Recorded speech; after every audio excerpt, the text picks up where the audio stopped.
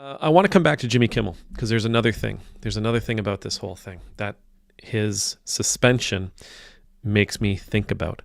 The thing that popped into my brain, again, we know that because the FCC went after the money, ABC and Disney,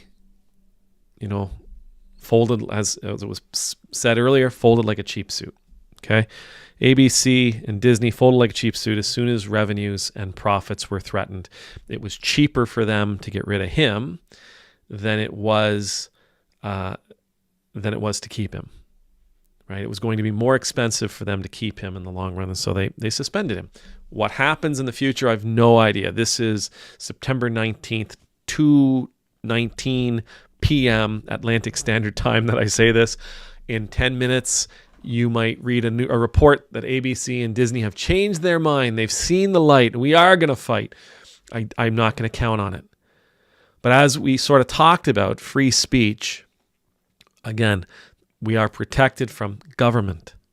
We are protected from the government getting involved in what we have to say. We're protected from the government silencing us. But that doesn't mean there aren't consequences for our world, for our words in our community.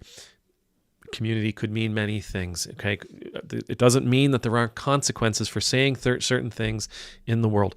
The world is going to respond. People, as we have a right to express ourselves, people have a right to react and to respond.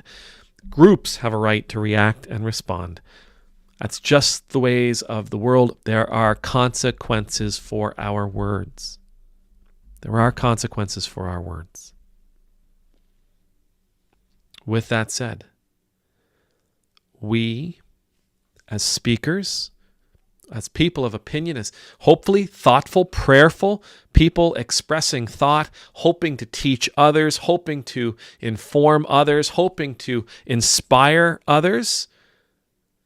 And I think Jimmy Kimmel, in some ways, I do have a tendency, I do see the prophetic nature of comedians. I really do.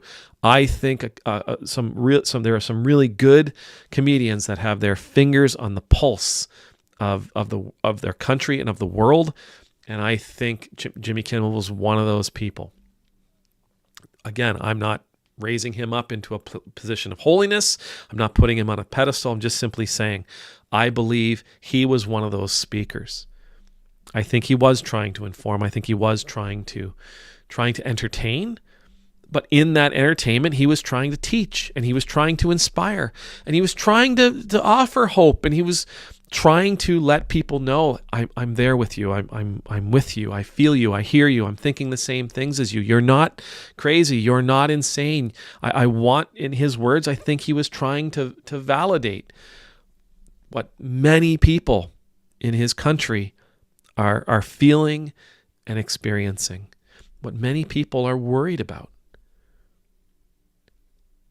I think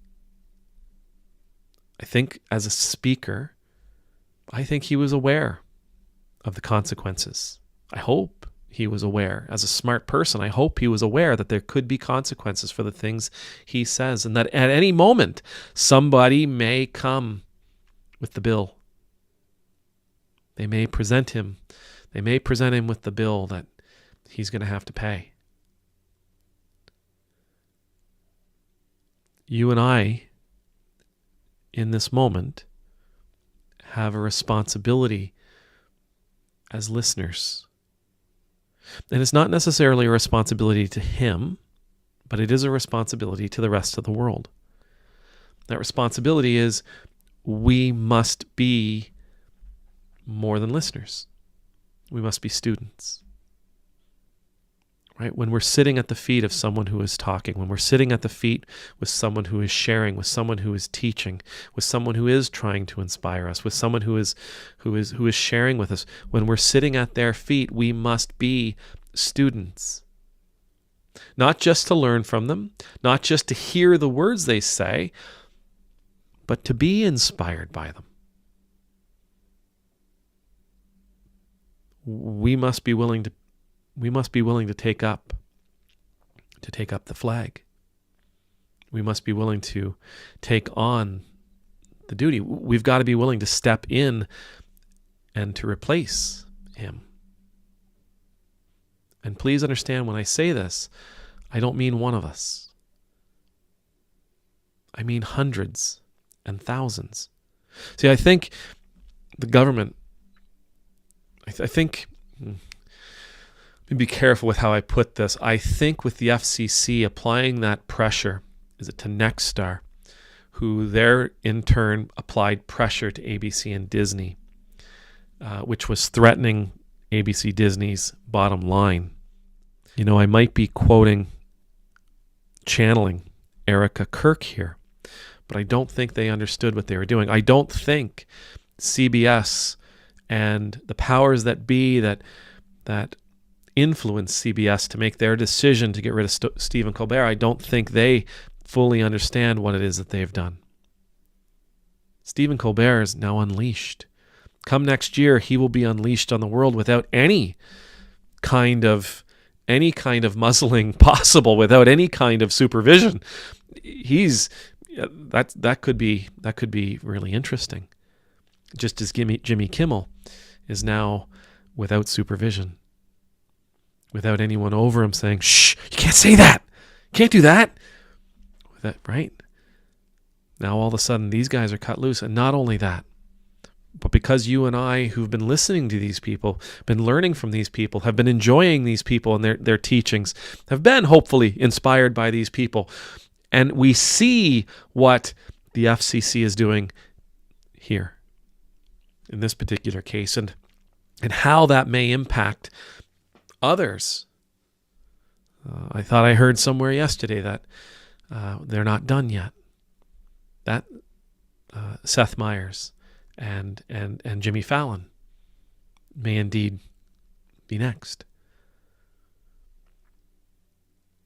We have a responsibility. We have a responsibility as listeners to be students, and as students to become adherents, as students to become freedom speakers. You and I now, as students, whether we're ready or not, it's time for us to begin speaking as well. It's time for us to share what it is we've gleaned and what else, all the other stuff that we've learned. It's time for us to begin standing up and speaking out. We don't just need one person to replace Stephen Colbert. We don't just need one person to replace Jimmy Fallon. We don't just need one person to replace the speaker that we've lost. We want 1,000 people to step into that void. Not about a power struggle. No, nothing like that. 1,000 voices. 1,000 voices as a choir saying the same things. Influencing, teaching, inspiring, comforting, affirming, validating, encouraging. That's what we want. That's on you and me. And for what it's worth, this is incredibly biblical. I need to be careful with that word. Look at Jesus' example. Look at Jesus' mission. Look at his ministry. Right? Had this huge, big, powerful, important message. Hey, I'm here to save the world. And yet, it was his disciples. After his ascension, after his death, his resurrection, and his ascension, it was his disciples. It was his disciples that did the lion's share of the work in the future. And it was their disciples who continued to share the gospel as they could, where they could, to share that message all over the world. It wasn't Jesus that went to India. It wasn't Jesus that went to Egypt as an adult to teach. It wasn't Jesus that went to Spain. It wasn't Jesus that went to England. It wasn't Jesus that went to Africa. It wasn't Jesus that went to Southeast Asia. It wasn't Jesus that came to North America. That's always a problematic That's always a problematic thought, but the bottom line is it was his followers. He taught. He taught. But he taught to equip so that he could send them out. It's probably not something we really think about Jimmy Kimmel like, right? Like, oh, Jimmy Kimmel was going to send us out. Well, he should. That's what he should have been thinking. And even if that's not what he was thinking, let's take that message on. You are now sent out. Go. Go out into the world sharing a message of freedom. Go out into the world sharing a message of liberty. Go out into the world sharing a message that calls people to stand against oppression and tyranny. Go out into the world sharing a message of love. Go out into the world to sharing a message of provision and of abundance. Go out into the world sharing a message that changes lives, that leads people to purpose, that empowers people to stand up and to speak out when they find themselves in the presence of injustice, when they find themselves in the presence of oppression, of the oppressor. We learn from them. We go out and we teach others. They go out and they teach others. They go out and they teach others, and so on, and so on, and so on. Amen.